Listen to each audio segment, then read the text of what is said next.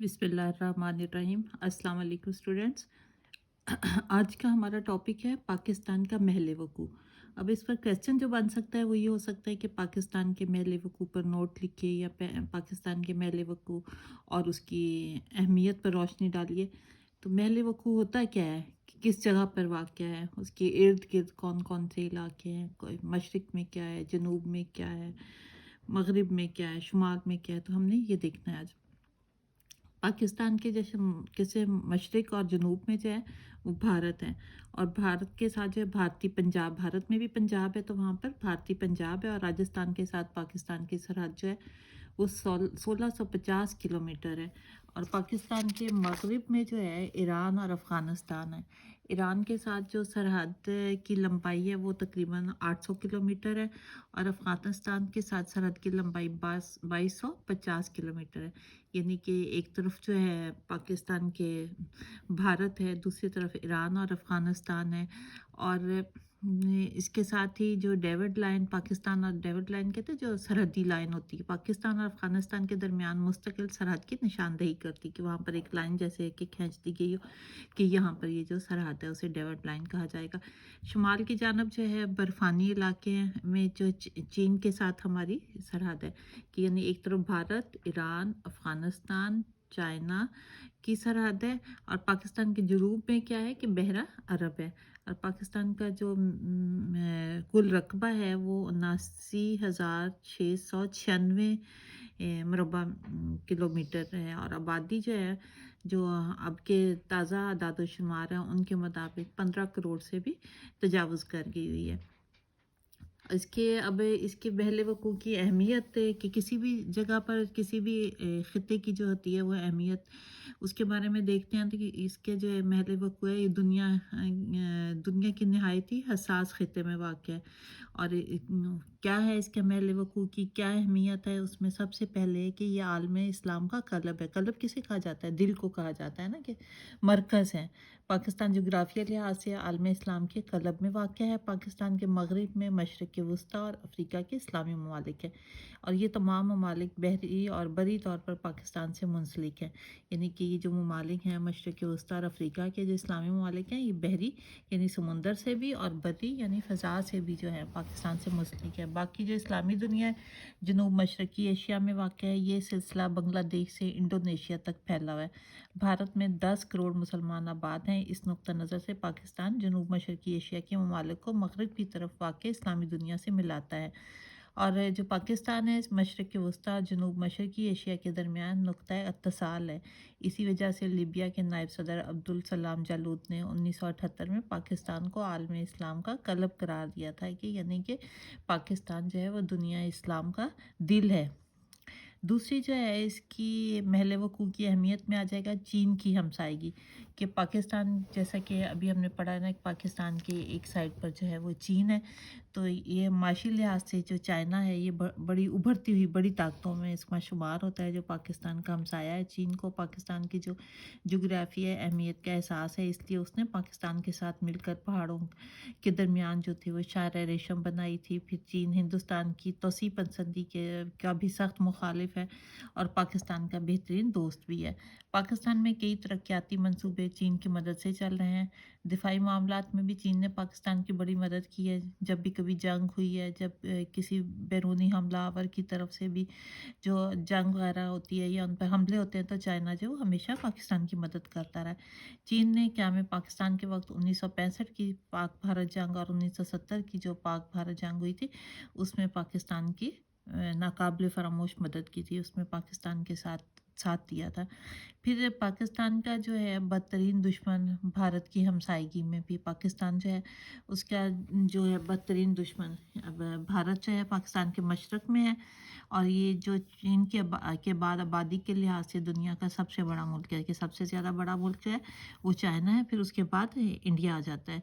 और ये ज़रूरी और सनती मुल्क है, जो मुसलमानान हिंद ने भारत और अंग्रेज़ को सियासी मैदान में शिकस्त देकर 30 लाख जानवर और 50,000 ख़वातीन की عصمتوں کی قربانی دے کر حاصل کیا تھا۔ یہ آپ کو پتہ ہے نا کہ پاکستان جو ہے وہ بھارت کے ساتھ ہی پہلے تھا، برصغیر پاک و ہند تھا، اور پھر مسلمانوں نے جو یہاں کے مسلمان تھے انہوں نے انگریزوں سے اور بھارت کے جو ہندو تھے ان کے ساتھ ان کو سیاسی میدان میں شکست دی تھی۔ پھر جب پاکستان کی تقسیم ہوئی تھی تو بہت زیادہ لوگ جو تھے اس میں ان کی شہادت مسلمانوں کی ہوئی تھی، بہت ساری خواتین جو تھی ان کی عصمتوں کی قربانی دی گئی تھی۔ یعنی کہ پاکستان جو تھا مسلمانوں کو کوئی یہ نہیں تھا کہ پلیٹ میں رکھ کر مل گیا تھا، بلکہ مسلمانوں نے اس کے لیے بہت ساری قربانیاں دی تھیں۔ اور بھارت جو ہے پاکستان کا بدترین ہمسایہ ملک ہے، اس نے پاکستان کو اس دوران میں جب سے 1947 سے لے کر اب تک پاکستان کو جو ہے بار بار کچوکے لگائے ہیں، پاکستان کو بار بار مختلف طرح سے نقصان پہنچانے کی کوشش کی ہے۔ ہمارے جو مالی اثاثے ہیں کہ جس وقت جو مالی اثاثے تقسیم کیے گئے تھے تو پاکستان کے حصے میں جو اثاثے آئے تھے ان میں سے ابھی بھی جو ہے بھارت نے ہمیں 5 کروڑ ادا کرنے ہیں۔ پھر پاکستان کے حصے میں جو فوجی اثاثے آئے تھے وہ بھی ہندوستان نے صحیح طرح سے مسلمانوں کو پاکستان کو نہیں دیے تھے، اس میں سے بھی بہت سارا حصہ جو تھا وہ انہوں نے خود رکھ لیا تھا، انہوں نے ہڑپ کر لیا تھا۔ پھر واضح مسلم اکثریت کی ریاست جیسے کشمیر تھی، اس پر بھی انہوں نے قبضہ جما لیا، اور بھارت کے لیے یہ بھی کہ پاکستان کے وہ حصے میں آئی تھی اور وہاں پر مسلمانوں کی اکثریت تھی، تو وہ مسلمانوں جو تھے وہ پاکستان کے ساتھ شامل ہونا چاہ رہے تھے، لیکن اس کے باوجود جو تھے بھارت نے ان پر قبضہ جما لیا تھا۔ پھر عارضی الحاق کا بہانہ بنا کر بھارت کے جو گورنر جنرل تھے ماؤنٹ بیٹن اور وزیر اعظم جواہر لال نہرو نے یہ کہا کہ ہم استصواب کا وعدہ کیا۔ استصواب کیا ہوتا ہے کہ ہم رائے لیں گے، استصواب رائے لیا جائے گا، اور پھر جس طرح سے ان لوگوں نے اس سے وہ مکر گیا، اور پھر یہ کہ کسی مہذب ملک کو تو یہ چیزیں زیب نہیں دیتی ہیں نا کہ ایک وعدہ کیا پھر اس پر وہ مکر گئے ان کے جو رہنما تھے۔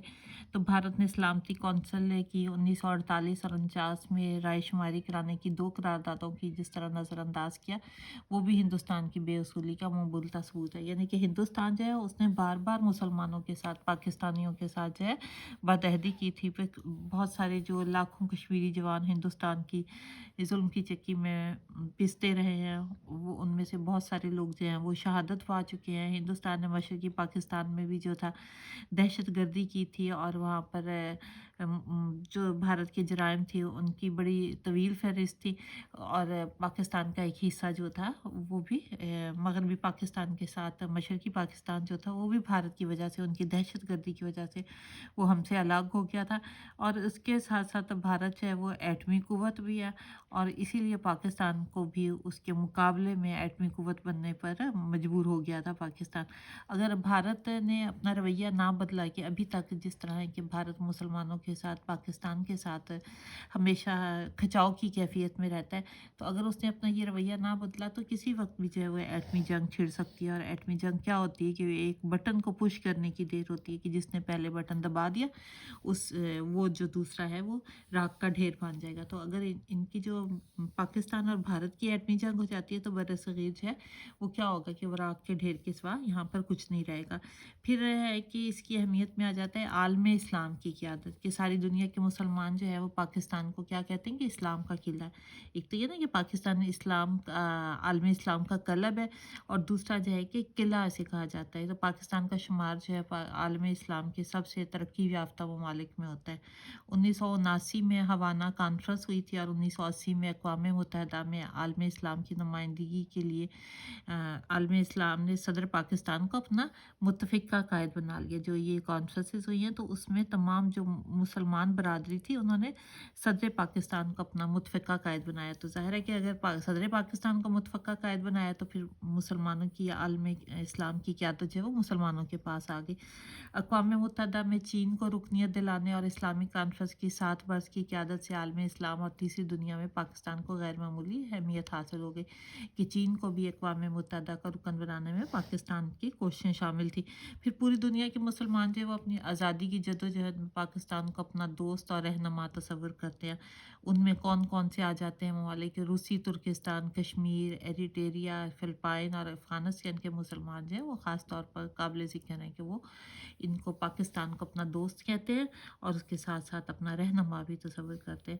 پھر آ جاتا ہے سیکولرزم کا مقابلہ، کہ مشرقی پاکستان سے پاکستان کے نظریاتی لحاظ سے سیکولرزم کا مقابلہ کرنا پڑا۔ سیکولرزم کیا ہوتا ہے کہ اسلامی دنیا کے لیے یہ اتنا ہی خطرناک ہے کہ جتنا اشتراکیت۔ اشتراکیت کیا جو ہے اشتراکیت کہتے ہیں کہ تمام لوگوں کی مشترکہ ملکیت جو بھی چیز ہو۔ تو جو بھارت جو ہے وہ سیکولرزم کے ذریعے خلیج کی ریاستوں میں اپنا اثر و رسوخ بڑھانے کی کوشش کر رہا تھا تاکہ ایشیا کی قیادت کے خواب کو وہ عملی جامہ پہنا سکے، لیکن پاکستان جو تھا وہ ایک مدت سے ان کا مقابلہ کرتا آ رہا تھا۔ اس وجہ سے اسلامی دنیا پاکستان کو اسلام کا قلعہ سمجھتی تھی، اور اشتراکیت کی ناکامی کی وجہ سے سیکولرزم جو تھا وہ بھی آگے پنپ نہیں سک رہا تھا، اور ہندوستان کی جو محکوم اقلیتیں تھیں وہ بڑی دلیری کے ساتھ آزادی کی تحریکیں چلا رہی ہیں، اور ان میں کشمیر کے مسلمان، پنجاب جیسے کشمیر میں مسلمان ہیں، پھر پنجاب کے سکھ ہیں، اور آسام کے جو ہے ناگا اہم لوگ ہیں، یعنی کہ وہاں کی جو اقلیتیں ہیں وہ اپنی تحریکیں جو ہے آزادی کی چلا رہی ہیں، اس سیکولرزم کا مقابلہ کر رہی ہیں۔ پھر آ جاتا ہے نمبر 6 ہے دفاعی اہمیت۔ پاکستان جو ہے مسلم ممالک میں پہلا ملک ہے جو ایٹمی قوت بن چکا ہوا ہے۔ یہ تو آپ سب کو ہی پتہ ہے کہ پاکستان نے ایٹمی دھماکے کیے تھے، اس کے بعد پاکستان جو ہے ایٹمی قوت ہے، ایٹمی طاقت ہے، تو پاکستان مسلم ممالک کے لیے دفاعی لحاظ سے بھی بہت اہم ہے۔ یہ بحیرہ عرب کے ایک سرے پر ایسی جگہ پر واقع ہے جو مشرق وسطیٰ اور مشرق بعید کے مسلم ممالک کو ملاتی ہے، یعنی کہ اس کا جو محل وقوع ہے وہ بھی اس طرح ہے کہ ایک سرے سے دوسرے سرے تک دوسرے ممالک کو جو ملاتی ہے وہاں پر ہے۔ اب دفاعی لحاظ سے پاکستان کی مضبوطی عالمی اسلام کے لیے بڑی اہم ہے۔ ظاہر ہے کہ پاکستان کو اگر وہ قلعہ کہتے ہیں، پاکستان نے کوئی ایک اہم مقام حاصل ہے تو اس کی مضبوطی بھی عالمی اسلام کے لیے اہم ہے۔ اسی وجہ سے شاہ فیصل جو سعودی عرب کے تھے انہوں نے پاکستان کو عالمی اسلام کا قلعہ قرار دیا تھا۔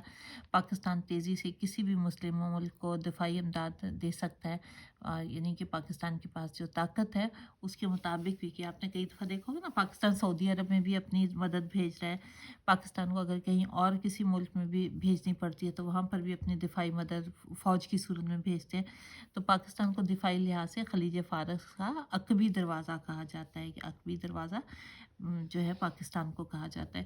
پھر اس کی جو تجارتی اہمیت ہے کہ کراچی کی بندرگاہ جو ہے ہمارے پاس جو بندرگاہ ہے وہ کراچی کی ہے، تو وہ بین الاقوامی بحری اور فضائی راستے پر واقع ہے، کہ وہاں سے جو بین الاقوامی بحری جہاز بھی آتے ہیں اور فضائی جہاز بھی آتے ہیں، اور یہ یورپی اور ایشیائی ممالک کے ساتھ تجارتی تعلقات میں اہم کردار ادا کرتی ہے یہ بندرگاہ جو ہے۔ اور پاکستان میں چین، جنوبی ایشیا اور مشرق بعید کو خشکی کے راستے ہی یورپ سے ملاتا ہے۔ پاکستان جو ہے کہ کون کون سے ممالک کو ملاتا ہے؟ چائنا کو، جنوبی ایشیا کو اور مشرق بعید کو خشکی کے راستے سے یورپ سے ملاتا ہے۔ اور افغانستان کا جو دنیا سے سمندری رابطہ پاکستان کے ذریعے بند ہوتا ہے، کیونکہ افغانستان میں سمندر نہیں ہے، تو افغانستان کا بھی جو راستہ ہے سمندر کا وہ پاکستان کے ذریعے سے ہی ان کا رابطہ ہوتا ہے۔